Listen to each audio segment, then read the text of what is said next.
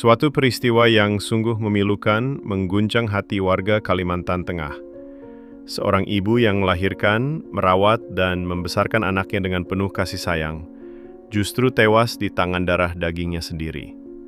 R, 48 tahun, seorang ibu yang dikenal ramah dan penyayang di desa Bukit Jaya, Lamandau, harus meregang nyawa di tengah kebun sawit. Bukan karena kecelakaan, bukan karena penyakit, tapi karena ditikam berulang kali oleh putra kandungnya sendiri, S, 30 tahun. Apa yang bisa membuat seorang anak tega menghabisi nyawa ibu yang melahirkannya? Polisi menyebut motifnya cemburu. Ya, hanya karena rasa iri, karena sang anak merasa ibunya lebih menyayangi adiknya. Rasa sakit hati itu berubah menjadi kebencian, dan kebencian menjadi pembunuhan yang keji.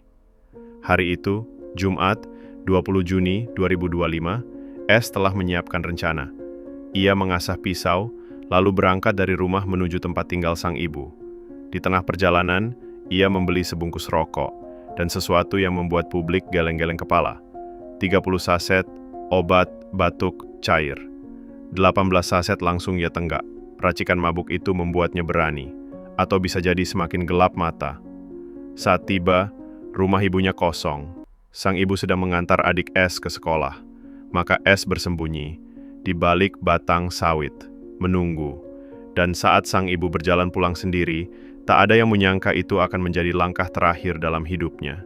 Dari balik batang sawit, sang anak menerkam. Pisau di tangan, ia hunuskan bertubi-tubi ke tubuh ibunya.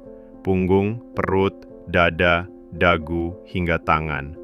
R sempat berusaha melawan, tapi tenaga seorang ibu tak cukup menandingi anak yang diliputi amarah dan racun di tubuhnya. R jatuh, bersimbah darah, meregang nyawa di tanah yang basah.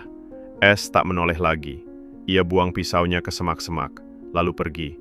Dengan motor, seakan tak terjadi apa-apa. Namun yang lebih menyayat hati, ketika jasad sang ibu ditemukan warga, S justru ikut mengantar ke puskesmas. Ia berpura-pura sedih, ikut mengangkat jasad ibunya, menangis palsu di hadapan orang-orang. Sungguh, akting yang dingin, setara pembunuh berdarah dingin. Tapi tak ada dusta yang tak terkuak.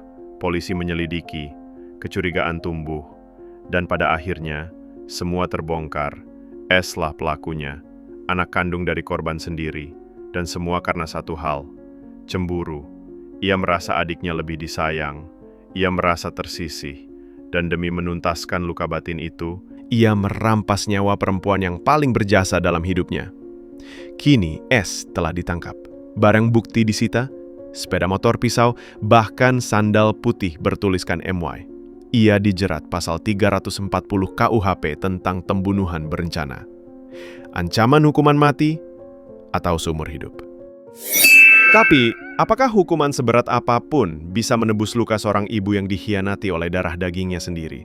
Dan kita bertanya, di mana hati seorang anak? Apakah cinta ibu tak cukup untuk menghapus rasa cemburu? Dunia ini semakin bising, dan terkadang kasih sayang pun tak bisa menyelamatkan jiwa yang retak. Semoga ini menjadi pelajaran bahwa rasa iri bisa berubah jadi tragedi. Dan cinta seorang ibu tak seharusnya dibalas dengan kematian.